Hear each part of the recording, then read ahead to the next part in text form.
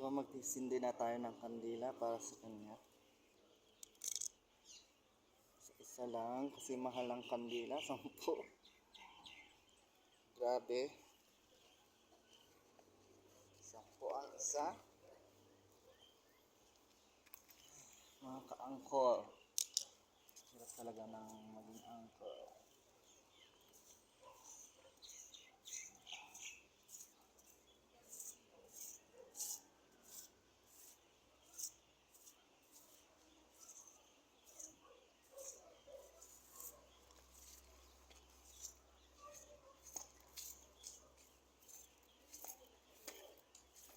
Isang buwan lang siya bago siya namatay.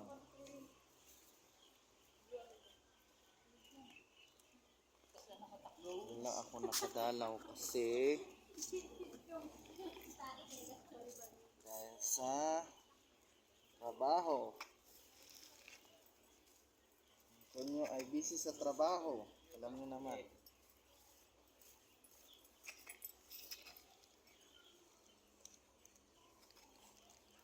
Hindi na tayo.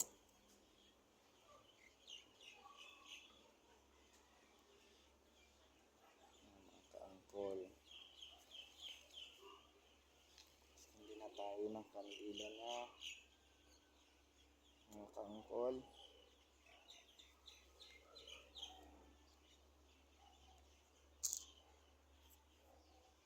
Oops, namatay. Ay, hindi. Ay.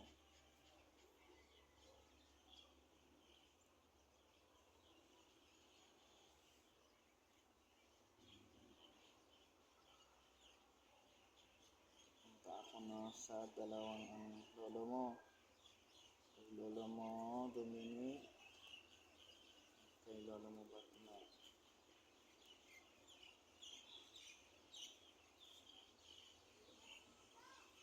Patayo.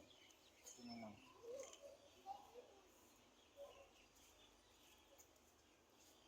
Angkol na hirap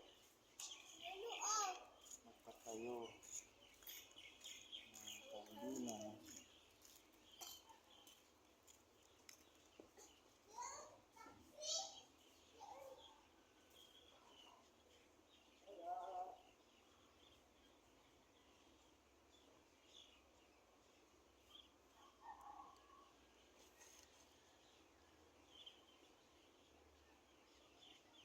Dumidikit. Ang kandilang to. Dumidikit mga kaangkol ang mga kandila natin dito. Bakit ganun sa Baguio?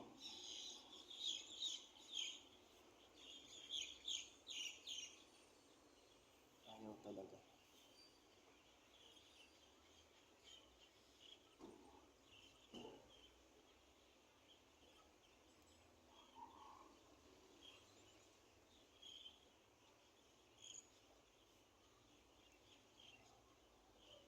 Ayan. Pinatayo ni Marla. Thank you.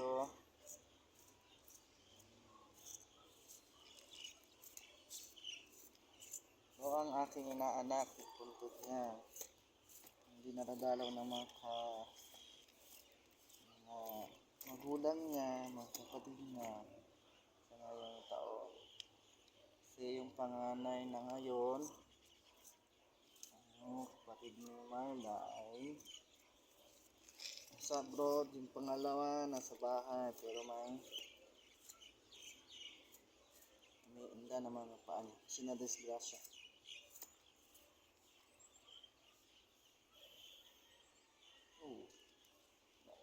Namatay. Sintihan natin mga kaangkol.